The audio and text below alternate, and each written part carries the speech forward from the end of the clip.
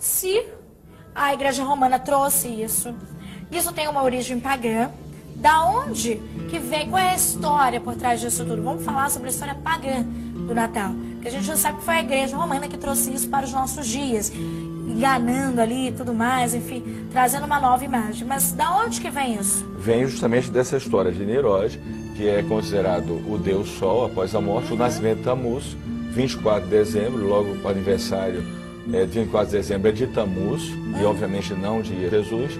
E aí vem os símbolos, que é o mito total, Jesus não nasceu em dezembro. Quem nasceu foi Tammuz, e aí vai haver uma série de outros problemas relacionados ao Natal, porque comemora-se um aniversário de um ídolo usando o nome de Jesus. Isso pode ser considerado, entre outras coisas, um adultério espiritual, uma infidelidade com Deus e algo abominável para Deus, porque Deus, quando ele estabeleceu o nosso povo na terra, os cananitas, ele falou: não me adorem como as nações adoram os seus deuses, ou seja, não imite as nações.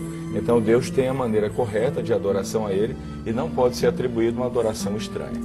E como é que isso chegou até a gente? Como que o Natal foi introduzido na nossa cultura, na nossa sociedade? Por uma estratégia infeliz da Igreja Romana, que é o sincretismo religioso, pretensamente para cristianizar o paganismo. Na verdade, paganizou a fé verdadeira. Então essa coisa de eu vou usar a cultura das nações para poder falar do Deus verdadeiro. O Deus verdadeiro não precisa disso. Essa estratégia é maquiavélica, né? O fim justifica os meios, uma estratégia horrível e que traz, na verdade, o povo a pecados. Porque eu vou te falar, vamos falar sobre os símbolos depois? Vamos falar sobre os símbolos ainda. Então, segura aí. É essa estratégia que se chama sincretismo religioso. Uma estratégia muito usada entre os deuses pagãos, mas rejeitada completamente pelo Eterno, e na Bíblia não existe referencial para isso. Sincretismo é muito mistura. E as pessoas esquecem algo. Deus nos chama e nos separa para ser o seu povo. Separa de quê? De uma cultura paganizada, de uma mentalidade paganizada e do pecado.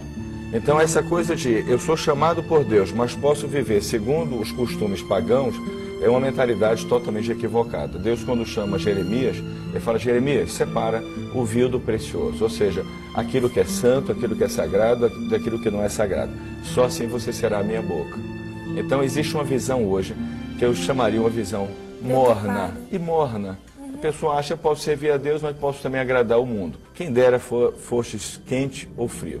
Se és morno, eis que estou para vomitar da minha boca. Olha, gente, a gente está falando sobre sincretismo religioso aqui, que é a mistura, trazer aquilo, ou a mistura de várias religiões. Mas se a Igreja Romana trouxe isso tem uma origem pagã.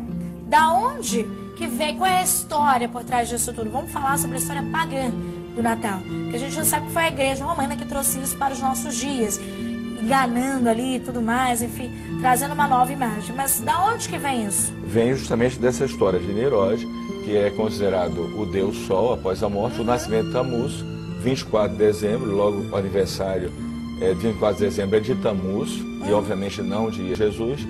E aí vem os símbolos, que é o pinheiro, a guirlanda, e nós temos também o pinheiro. Vamos falar do pinheiro.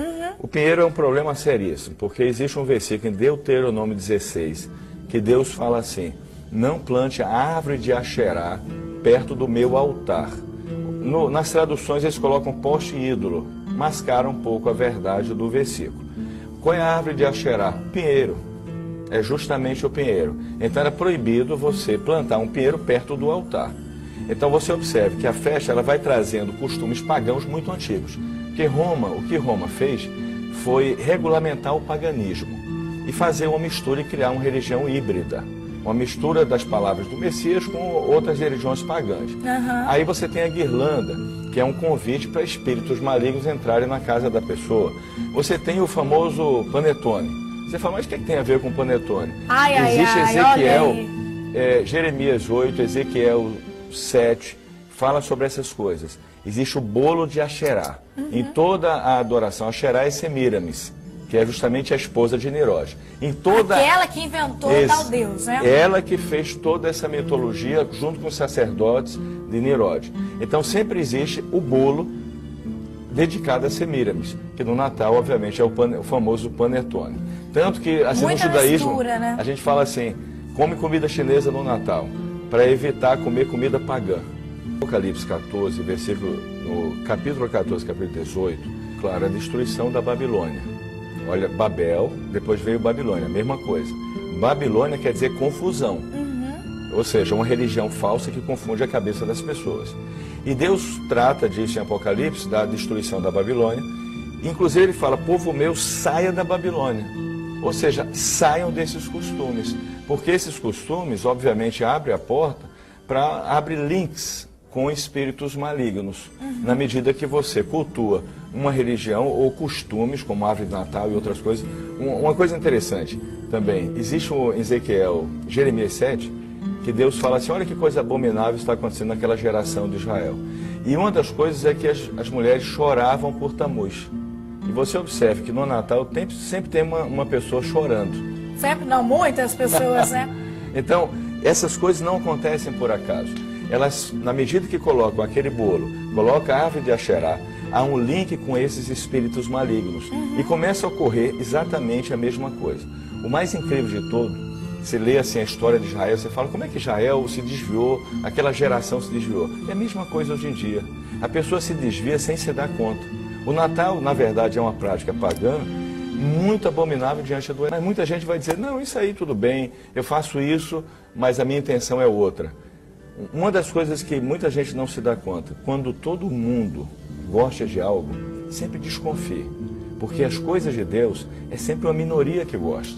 O mundo rejeita as coisas de Deus. Jesus, ele falou que o caminho que leva ao reino de Deus é apertado e são poucos os que querem andar. Mas o caminho da perdição é muito largo e muitos vão seguir essa jornada.